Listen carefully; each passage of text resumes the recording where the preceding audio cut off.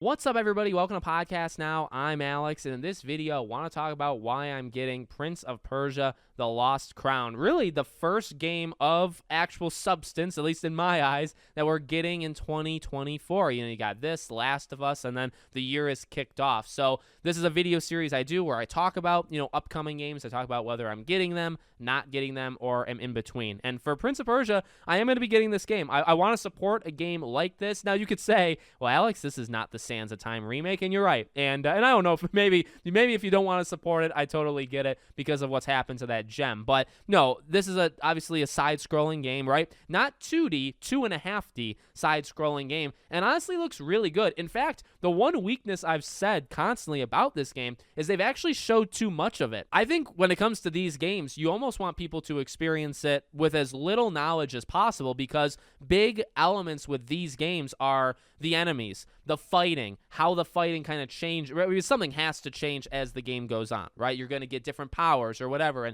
and things are going to almost evolve. You don't want to show that stuff off. And this game also very much focused on cinematics, right? Story and cutscenes. That's kind of what makes this game, along with the idea of like time manipulation, let's say, right? That's another thing. When you have these 2D side-scrolling games, you have to have something that differentiates it, right? So many of them can be platformers. So many of them can have combat-inspired things. You think of Dead Cells. So you think of Disney Illusion Island, that came out a few months ago. That's a more family, platformy kind of game. But they each have to have their own thing that makes it unique. Well, just being Prince of Persia, yeah, I mean, that gives it something, but, it's got to have a little bit more. Well, like I said, I like the idea of they're going more towards story. They're going more towards cinematics and cutscenes. That's pretty cool. The gameplay itself, like how you actually fight, does look really cool. Again, the biggest weakness is kind of just showing too much of it. Ever since they announced this game, I feel like any event or any kind of big thing with eyes on it, they've shown a new trailer for this game, which I kind of think was unnecessary. But